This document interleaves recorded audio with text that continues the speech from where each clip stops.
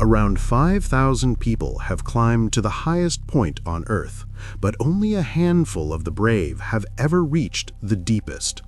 As brutal as the conditions are on the summit of Mount Everest, nothing compares to what awaits at the bottom of the Mariana Trench.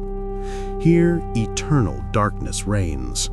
Under unimaginable pressure, metal bends, and underwater geysers erupt with fountains of liquid sulfur.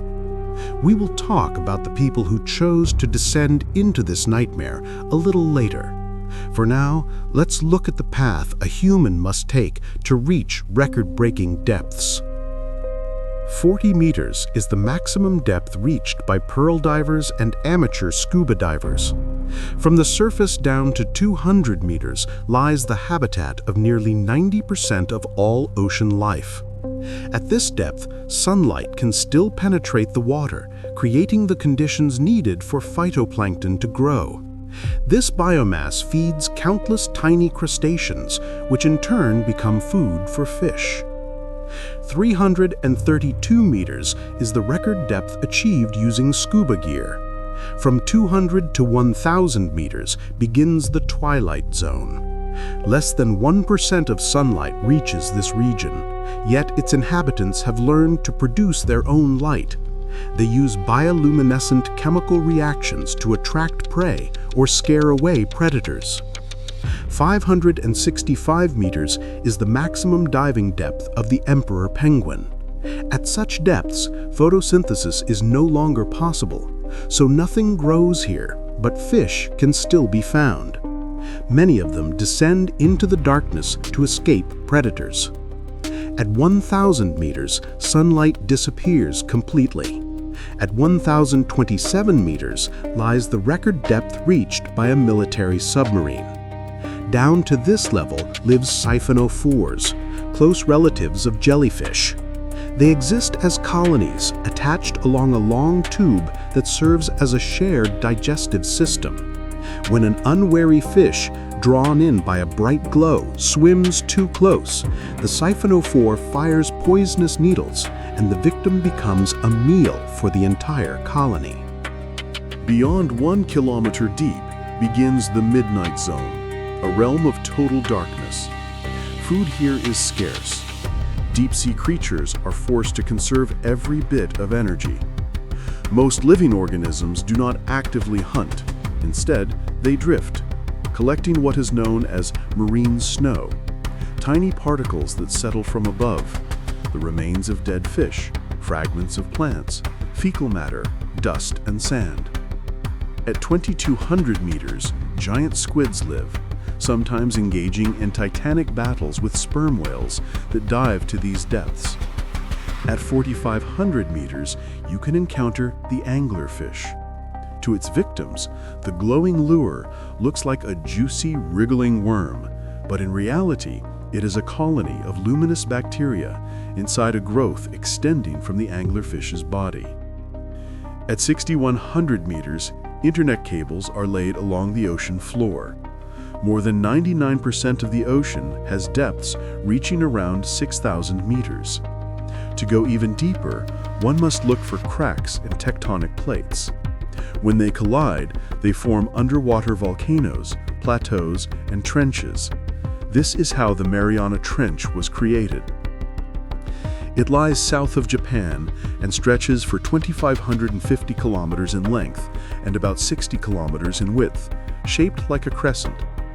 This place remains one of the least explored regions on Earth. We know far more about the surface of Mars than we do about the Mariana Trench. The pressure at such depths can turn any surface-dwelling organism into a bloody mist in a microsecond. For an unprotected human, it would be like being trapped beneath a 500-ton slab of stone. The bottom of the trench is crossed by geysers that eject liquid sulfur and carbon dioxide. For surface organisms, these chemicals are deadly, yet for some deep-sea inhabitants, they are essential for survival. That the Mariana Trench was the deepest place on Earth became known in 1875 during the expedition of the ship HMS Challenger. At that time, technology did not allow precise measurements, but the crew managed to record a maximum depth of 8,184 meters. More accurate data was obtained only 76 years later. The crew of another British Challenger, using sonar, discovered a fracture on the trench floor measuring 10,994 meters deep. It was at that time that the deepest point of the ocean received its name, the Challenger Deep, in honor of both research vessels. The deepest living fish in the Mariana Trench was discovered only recently. In 2014, a group of scientists from the Hoddle Ecosystem Studies Project found a new species of sea snailfish capable of living at depths greater than 8,000 meters. Pale, with an eel-like tail and lacking scales, these creatures look fragile and completely incapable of resisting such enormous pressure. Their survival is made possible by the unique structure of their cells. Extreme cold and crushing pressure cause fats in cell membranes to harden, like butter in a refrigerator, explains Jeffrey Drazen, a leader of deep-sea expeditions to the Mariana Trench. Deep-sea organisms are forced to adapt their membranes so they remain fluid, which is why their cells are filled with large amounts of saturated fats. Apart from the Mariana snailfish, there are virtually no other predators at such depths, allowing it to live without competition. Even so, this remarkable fish is unlikely to descend all the way to the very bottom of the Challenger Deep. Sea cucumbers, albino isopods, and foraminifera that resemble giant amoebas are the most common life forms on the floor of the Mariana Trench. It turns out that methane releases and liquid sulfur make an excellent energy source for microorganisms. Sometimes the carcass of a dead whale sinks to the seabed, and then a true feast begins for the deep-sea inhabitants, a banquet that can last for months. The Mariana Trench also attracts geologists. On its floor, scientists have discovered a submerged lake of boiling sulfur. Similar lakes have been found on Jupiter's moon Io. The first people to ever reach the bottom of the Mariana Trench were scientists Jacques Piccard and U.S. Navy Lieutenant Don Walsh. Their goal was to test a new deep-diving submersible under extreme conditions. On January 23, 1960, they began a descent in the bathyscaphe Trieste that lasted nearly 5 hours. They were unable to conduct scientific research because there was no proper equipment on board. They could not even take photographs.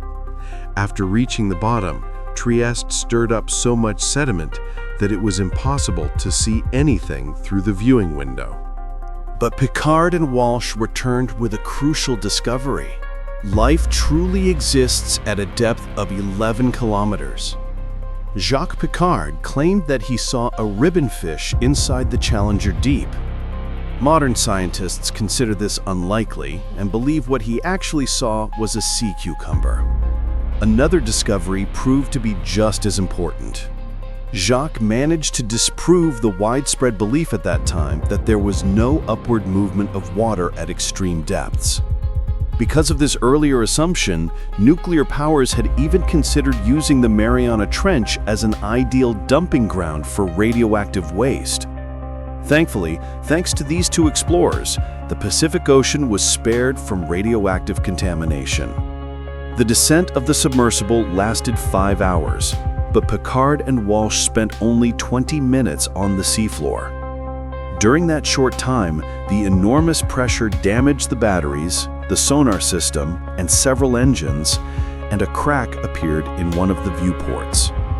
The researchers planned to return to the Challenger Deep to study it further, but due to the extreme risk to human life, the U.S. Navy limited future dives of the Trieste to a depth of 6,000 meters.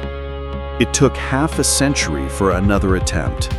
The initiative came from filmmaker James Cameron, known for Titanic and Avatar. Cameron was no stranger to deep diving. He had descended to depth while filming The Abyss and had taken part in expeditions to the wreck of the Titanic and the remains of the battleship Bismarck. Almost everything on Earth's surface has already been explored, and in space, humans are sent only into orbit, while machines are sent to other planets. The true joy of discovering the unknown remains in just one place: the depths of the ocean. Only about 3% has been explored, leaving countless discoveries ahead, as James Cameron explained. In the 2000s, there was no submersible in the world capable of surviving the pressure at a depth of 11 kilometers, so Cameron and his team were forced to build one themselves. The creation of the Deep-Sea Challenger took more than 7 years. This miniature submersible, designed to hold only one person, became one of the most complex underwater vehicles in history. Around 180 onboard systems controlled 3D cameras, life support systems, communication equipment, and a hydraulic robotic arm for collecting seabed samples. The vessel looked like a vertical torpedo, the perfect shape for a rapid descent. Inside was a thick-walled metal sphere from which Cameron controlled the submersible. To witness the dive, the director invited Don Walsh, the only living man who had ever been to the bottom of the Mariana Trench. "Do you have any advice if I hear a cracking sound at 5 kilometers deep?" James asked. "If you hear it and you're still alive, you can keep going. The one that kills you, you won't hear," Don reassured him. James Cameron's journey to the Challenger Deep took place on March 26, 2012. The director managed to film a large amount of footage, which later became the foundation of the documentary Deep-Sea Challenge 3D. Not everything went as planned. Cameron intended to spend 7 hours on the bottom, but due to engine failures, he had to limit the mission to just 3. James sat in a semi-crouched position, as the diameter of the sphere was just over 1 meter. "I felt completely cut off from the rest of humanity, as if I had landed on another planet. It was an absolutely empty, lifeless place," Cameron later recalled. The Hollywood director did not manage to encounter visible signs of life on the seafloor. At the landing site of the submersible, the bottom looked flat and desert-like. However, in the soil samples James brought up from the Mariana Trench, scientists discovered countless previously unknown microorganisms. For 7 years after Cameron's journey, the Challenger Deep remained untouched. Expeditions resumed only in 2019, and another 10 people reached the bottom of the Mariana Trench. All of them descended in the submersible limiting factor. This submarine was designed by businessman and explorer Victor Vescovo, specifically for dives to extreme depths. Victor and his vessel now hold several world records. He became the first person to descend to the bottom of the Mariana Trench multiple times, and the first human to visit the deepest points of all 4 oceans. Victor also broke the record for the deepest manned dive in history. The most recent visitors to the Challenger Deep were Chinese scientists aboard the submersible Fenduzhe. On November 10, 2020, they broadcast a live transmission directly from the ocean floor, which aired in real time on Beijing's CCTV channel, allowing viewers to feel like deep-sea explorers themselves. Although the Mariana Trench remains one of the least explored places on Earth, significant progress has been made in recent years. Every new expedition into the abyss brings fresh answers and introduces previously unknown inhabitants of the deep. Even the most isolated place on the planet has not escaped the impact of human civilization. Researchers have found plastic bags and candy wrappers on the trench floor. Traces of pollution have even been detected inside microorganisms. Understanding how these organisms survive under such extreme conditions could be valuable for biomedicine and many other fields of science. Scientists believe that deep-sea hydrothermal vents may have been the birthplace of the first living organisms on Earth. For that reason, bacteria found at the bottom of the Mariana Trench could shed light on one of humanity's greatest questions: how life in the universe began. That's all for now. Write in the comments what you think about the heroes of this story. Don't forget to like the video, subscribe to the channel, and see you in the next episode.